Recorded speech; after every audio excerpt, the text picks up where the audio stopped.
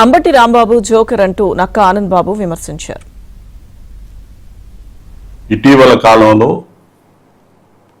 రాష్ట్ర ముఖ్యమంత్రి చంద్రబాబు నాయుడు గారి మీద అవాకులు చవాకులు మాట్లాడటం, అసహ్యంగా మాట్లాడిన దానికి ప్రజల్లో వచ్చినటువంటి స్పందన, అతని ఇంటి మీద పోవటం కానీ, అతను దానికి సంబంధించి పోలీసులు అరెస్ట్ చేయటం కానీ, ఆ పరిణామాలన్నీ అందరికీ తెలుసు ఏ పరిస్థితుల్లో జరిగినాయి అనేది. కానీ రాంబాబు మాత్రం చాలా ఎంజాయ్ చేస్తా ఉన్నాడు ఈ సంఘటనలు కానీ, ఆ సంఘటనల అనంతరం అతనికి వచ్చిన పబ్లిసిటీ చూసుకొని విర్రవీగిపోతా ఉన్నాడు.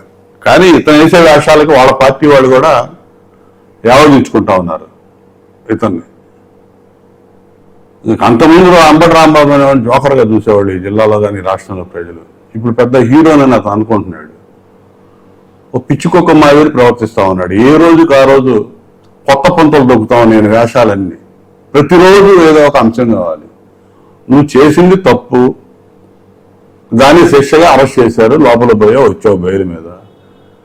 నువ్వు ప్రతిపక్ష పార్టీగా నాయకుడు ఇంకో సబ్జెక్ట్ మీద నువ్వు ప్రజలకు సంబంధించిన అంశాల మీద నువ్వు పోరాటం చేసే చెయ్యి. అంతేగాని ఈ రోడ్ల మీద పిచ్చికొక్కల వాహనంలాగా రోజు ఈగోలేంటి?